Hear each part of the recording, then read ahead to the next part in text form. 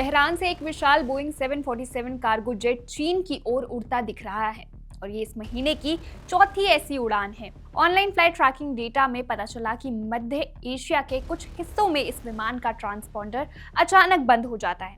मतलब ये विमान अस्थायी रूप से सार्वजनिक ट्रैकिंग से गायब हो जाता है। अब सवाल उठता है, ईरान चीन को हथियार भेज रहा है या फिर चीन चुपचाप ईरान को हथियार दे रहा है? और दिलचस्प बात तो यह है कि ये विमान अक्सर माहन एयर और साहा एयरलाइन से जुड़े होते हैं। उन एयरलाइंस पर पहले भी सैन्य कार्गो ले जाने के आरोप लग चुके हैं। क्या ये सिर्फ सामान्य कार्गो फ्लाइट है या एक बड़ा अंतर्राष्ट्रीय रहस्य उड़ रहा है? देखिए इस रिपोर्ट। एक विशाल ईरानी बोइंग 747 कार्गो जेट तेहरान से उड़ान भरता है। इसका गंतव्य चीन। इस महीने की ये ऐसी चौथी उड़ान है। कथित तौर पर मध्य एशिया के कुछ हिस्सों में इसका ट्रांसपॉन्डर बंद हो जाता है और अब विश्लेषक एक गंभीर प्रश्न पूछ रहे हैं, क्या ईरान चीन को हथियार भेज रहा है या चीन चुपचाप ईरान को सशस्त्र कर रहा है? आइए इसका विश्लेषण करें कि वास्तव में क्या हो रहा है। ऑनलाइन प्रसारित हो रहे फ्लाइट ट्रैकिंग डेटा से पता चलता है कि एक भारी भरकम बोइंग 747 तेहरान से रवाना होकर पूर्व में चीन की ओर जा रहा है। ये विमान अक्सर महान एयर और साहा एयरलाइंस जैसे प्रतिबंधित ईरानी विमानों से जुड़े होते हैं, जिन पर पहले पश्चिमी सरकारों द्वारा सैन्य संबंधित कार्गो ले जाने का आरोप लगाया गया था। अब यहाँ चीज़ें दिलचस्प हो जाती हैं। पर्यवेक्षकों का दावा है कि इन मार्गों के कुछ हिस्सों के दौरान विमान के ट्रांसपॉन्डर बंद हो जाते हैं, जिसका अर्थ है कि विमान सार्वजनिक ट्रैकिंग सिस्टम से अस्थायी रूप से गायब हो जाता है।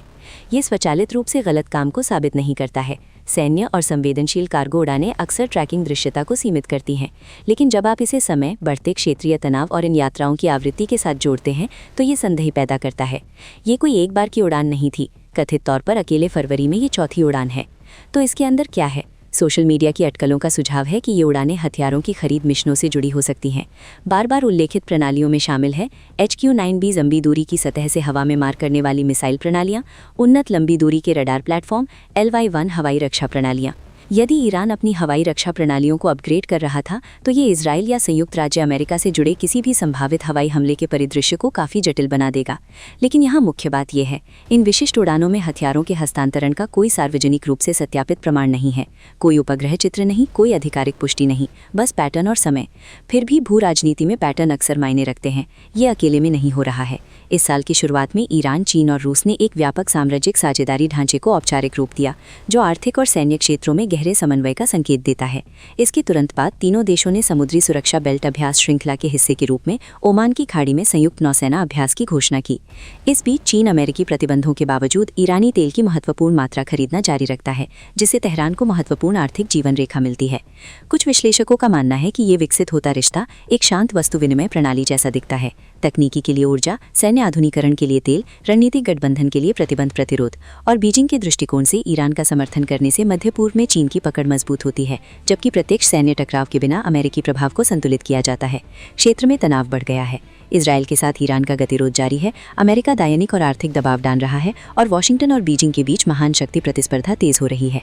यदि ईरान वास्तव में चीनी प्रणालियों के साथ अपनी हवाई रक्षा को मजबूत कर रहा था तो इससे क्षेत्रीय सैन्य गणना बदल जाएगी। लेकिन यहाँ सूक्ष्मता है। चीन सामान्यतः सक्रिय संघर्ष क्षेत्रों में सीधे उलझने से बचता है। इसकी रणनीति खुले सैन्य हस्तक्षेप के बजाय आर्थिक लाभ और साम्राज्यिक स्थिति का पक्ष लेती है। तो क्या ये एक नए सैन्य धुरी की शुरुआत है या ये केवल दो भारी प्रतिबंधित शक्तियों के बीच व्यापारिक सहयोग है?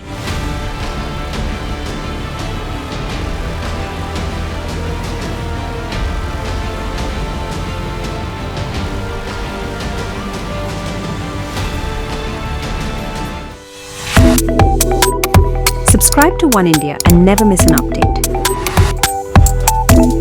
Download the One India app now.